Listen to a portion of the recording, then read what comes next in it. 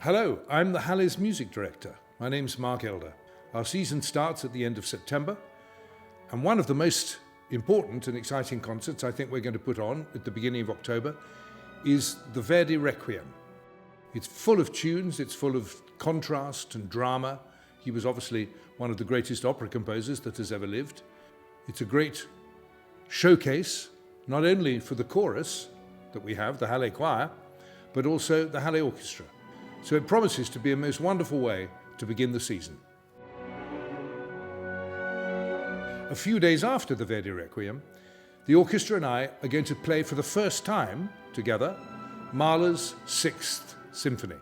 It lasts about an hour and 20 minutes. And I remember when I played it once many years ago in Brighton, and I told the audience that, a man called out, "Oh my God, I've got a bus to catch." It's a very passionately autobiographical work, and it deals with issues that for Mahler were central to his life and his neurosis. He knew that he had a bad heart, a weak heart condition. He knew that his life probably wouldn't last very much longer, and he felt the power of his fate coming nearer and nearer. Now, this idea of fate, what is fate? The power of our destiny that's perhaps controlled by some much greater power than we will ever understand. And we're thinking about fate in many of the programs this year, because it's a wonderful subject for musical treatment, and many composers have delved into it. Towards the end of October, our principal guest conductor, a wonderful musician called Ryan Wigglesworth, is making his debut with the orchestra. So we're very, very thrilled that he is coming to join us. And in his first program, he's doing a work which I think should be part of the Fate theme. And that's the Rite of Spring. Before Ryan conducts the Rite of Spring, he's going to conduct a very important UK premiere.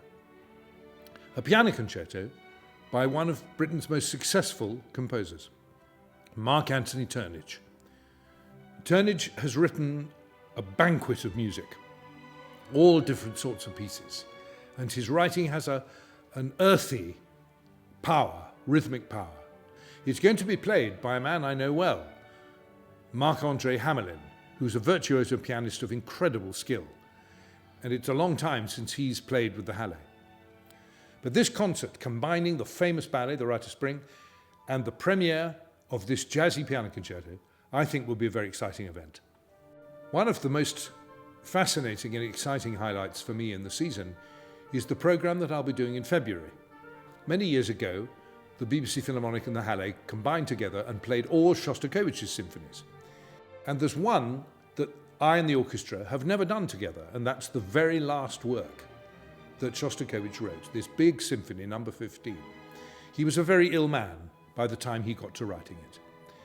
And it has a great place in any festival of the theme about fate, because he knew that his fate was hanging in the balance.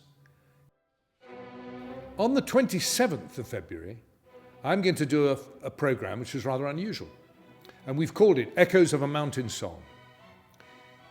One of the things that music can show, it can express very beautifully, is the concept of man in the huge landscape of nature. So we've put Stravinsky's little piece of Norwegian moods just to set the scene. And the music that Delius wrote, and he called it Song of the High Hills, is very inspired by this limitless horizon.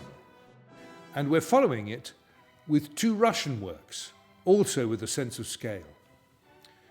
Rachmaninoff's 3 folk songs for chorus and orchestra have got wonderful Russian rhythms and melodies, and we're going to finish with Tchaikovsky's famous symphonic poem, Francesca da Rimini.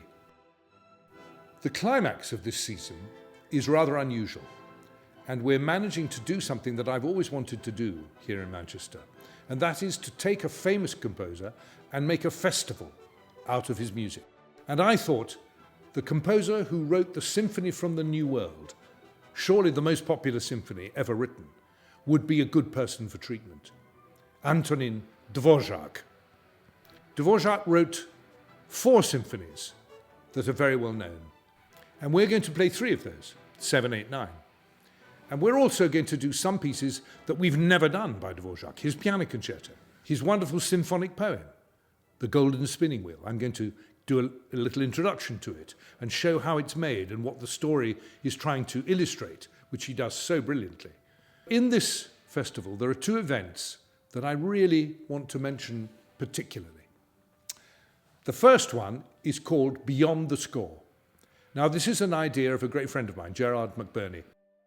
The idea in Beyond the Score is to take a work and somehow illuminate what is this piece, where it comes from, how it was written, what the composer said he wanted to write, but what actually he did write, not necessarily the same thing, what his inspirations were, what the difficulties were. So if you think you know the New World Symphony, this could change that. It could mean that you are listening to it like for the first time. You hear it with different ears. The finale to this great festival is a work that I don't believe has been played in Manchester for a great deal of time, perhaps never. And that's his great oratorio, St. Ludmilla. It's about the birth of Christianity in the old Czechoslovakia, Middle Ages. And it's a passionate work full of wonderful writing for the chorus to sing and for the soloists to sing.